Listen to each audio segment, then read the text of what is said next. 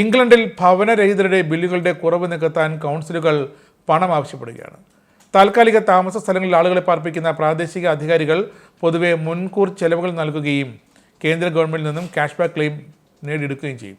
അവർക്ക് തിരികെ ക്ലെയിം ലഭിക്കാൻ കഴിയുന്ന തുക മരവിപ്പിക്കാനുള്ള 2011 തീരുമാനത്തിന് കഴിഞ്ഞ 5 വർഷത്തിനിടയിൽ ഏകദേശം 740 മില്യൺ പൗണ്ട് ചിലവായതായി ഇംഗ്ലണ്ടിലുടനീളമുള്ള കൗൺസിലുകളെ പ്രതിനിധീകരിക്കുന്ന cross party local government association പറയുന്നു.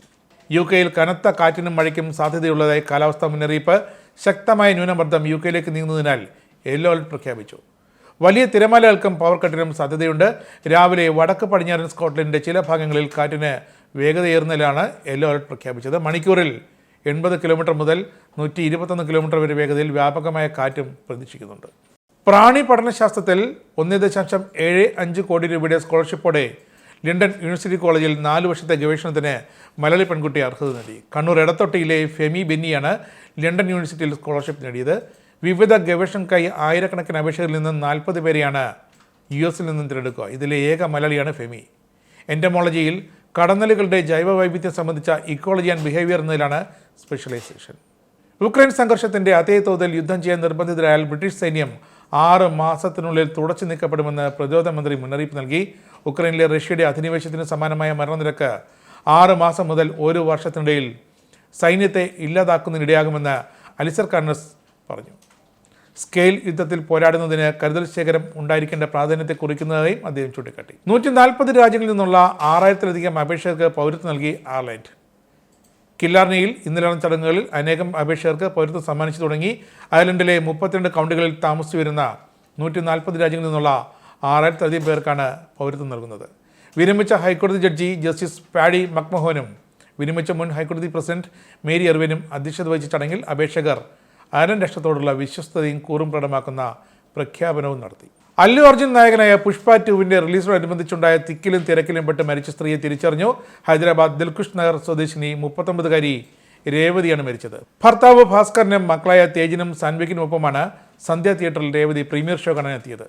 തിക്കിലും തിരക്കിലും പെട്ട് രേവതി ബോധരഹിതയെ നിലത്ത് വീഴുകയായിരുന്നു. ആളുകൾ രേവതിയുടെ പുറത്തു വീണതോടെ നില ഗുരുതരമായി. ഇരുവരെയും ആശുപത്രിയിൽ എത്തിച്ചെങ്കിലും രേവതിയുടെ ജീവൻ രക്ഷിക്കാൻ കഴിഞ്ഞില്ല. പരിക്കേറ്റ രേവതിയുടെ ഭർത്താവ് ഭാസ്കറും മകൾ സാൻവിയും ചികിത്സയിലാണ്. പ്രീമിയർ ഷോയ്ക്ക് എത്തിയ അല്ലു അർജുനെ കാണാൻ ആരാധകരുടെ വലിയ ഉന്തും തള്ളുമുണ്ടായി. രാത്രി 11 മണിക്കായിരുന്നു പുഷ്പ 2-വിന്റെ പ്രീമിയർ ഷോ സംഘടിപ്പിച്ചത്. ലോകത്ത് ഏറ്റവും കൂടുതൽ സന്ദർശകരെ ആകർഷിക്കുന്ന വ്യാപാരോത്സവമായ ദുബായ് ഷോപ്പിംഗ് ഫെസ്റ്റിവലിന്റെ 30ാമത് എഡിഷന് വെള്ളിയാഴ്ച തുടക്കമാകും. ഡിസംബർ 6 മുതൽ ജനുവരി 12 വരെ 38 ദിവസം നീളുന്ന ഷോപ്പിംഗ് ഫെസ്റ്റിവലിൽ ഗംഭീര ആഘോഷ പരിപാടികളാണ് സന്ദർശകരെ കാത്തിരിക്കുന്നത്.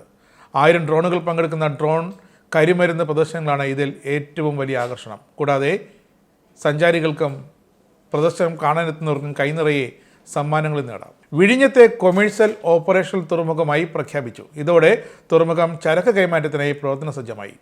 ഇതോടെ 1ാം ഘട്ടം പൂർത്തീകരിച്ചതായി കേരള സർക്കാർ പ്രഖ്യാപിച്ചു.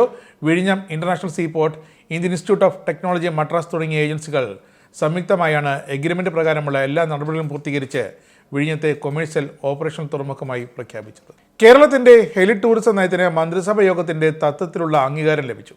സംസ്ഥാനത്തിന്റെ വിവിധ ഭാഗങ്ങളിലുള്ള വിനോദസഞ്ചാര കേന്ദ്രങ്ങളിലേക്ക് കുറഞ്ഞ സമയത്തിനുള്ളിൽ എത്തിച്ചേരുന്നതിനുള്ള ഹെലികോപ്റ്റർ സർവീസ് നെറ്റ്വർക്ക് സൃഷ്ടിക്കുകയാണ് ലക്ഷ്യം. കൂടുതൽ സംരംഭകർ ഹെലി ടൂറിസം മേഖലയിൽ കടന്നുവരാൻ ഈ നയം സഹായകരമാകും. കൊച്ചി സ്മാർട്ട് സിറ്റി IT പദ്ധതി സംസ്ഥാന സർക്കാർ ഉപേക്ഷിച്ചിട്ടില്ല എന്ന് വ്യവസായ മന്ത്രി P. രാജീവ് വ്യക്തമാക്കുന്നു.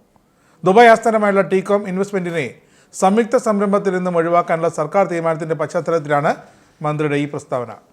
ആഗോള IT ഭൂപടത്തിൽ കേരളം സ്ഥാനം പിടിക്കുന്നതിനുള്ള ഒരു സുപ്രധാന സംരംഭമായാണ് കൊച്ചി സ്മാർട്ട് സിറ്റി IT പദ്ധതി അന്ന് വിഭാവനം ചെയ്തത്.